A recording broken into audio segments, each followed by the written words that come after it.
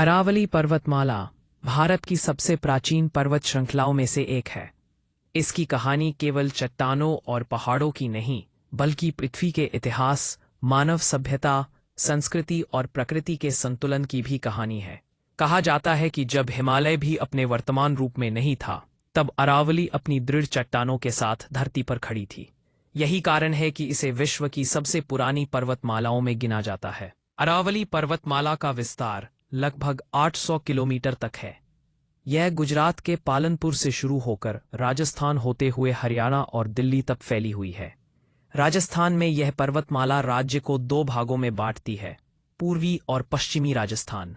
पश्चिमी भाग शुष्क और मरुस्थलीय है, जबकि पूर्वी भाग अपेक्षाकृत हरा भरा और उपजाऊ है।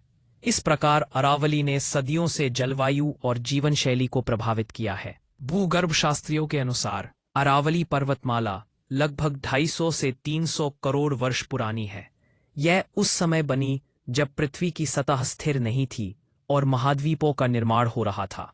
समय के साथ हवा, पानी और तापमान के प्रभाव से इसकी ऊंचाई कम होती गई, लेकिन इसकी चट्टानें आज भी इसकी प्राचीनता का प्रमाण देती हैं।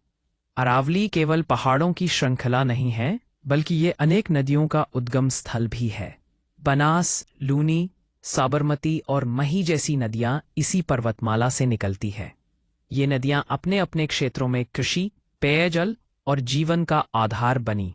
विशेष रूप से लूनी नदी, जो मरुस्थलीय क्षेत्र में जीवन की रेखा मानी जाती है, अरावली की ही देन है। प्राचीन काल में अरावली क्षेत्र मानव सभ्यता का महत्वपूर्ण केंद्र रहा।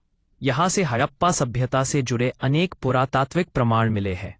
माना जाता है कि तांबे और अन्य खनिजों की उपलब्धता के कारण यहाँ प्रारंभिक मानव बस्तियां विकसित हुईं। भील, मीना, गरासिया जैसी जनजातियां आज भी अरावली क्षेत्र में निवास करती हैं और अपनी परंपराओं को जीवित रखे हुए हैं। इतिहास के पन्नों में अरावली का विशेष स्थान है।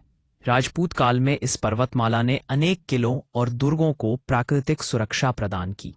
कुंभलगढ़, रणथंबोर, आमेर और अलवर जैसे किले अरावली की गोद में बसे हैं। इन किलों ने न केवल युद्धों में सुरक्षा दी, बल्कि कला, स्थापत्य और संस्कृति को भी संरक्षण दिया।